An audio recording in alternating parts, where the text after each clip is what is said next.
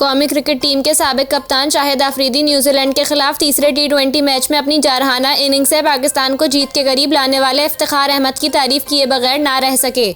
पीर को खेले गए 5 T20 मैचेस की सीरीज के तीसरे मैच में न्यूजीलैंड ने पाकिस्तान को सनसनीखेज मुकाबले के बाद 4 रन से शिकस्त दे दी।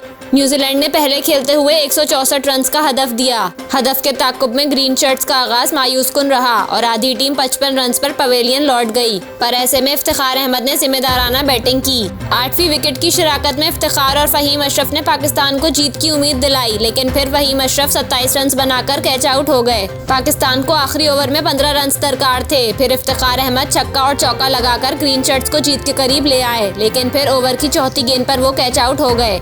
इसके बाद आखिरी गेंद पर हारिस रऊफ भी कैच दे बैठे और यूं पाकिस्तान टीम 159 पर ढेर हो गई।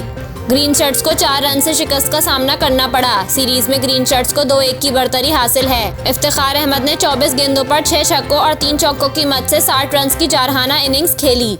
शाहिद अफरीदी ने इफ्तिखार अहमद की जारहाना इनिंग्स पर सोशल मीडिया पर बयान देते हुए इफ्तिखार अहमद की तारीफ कर डाली।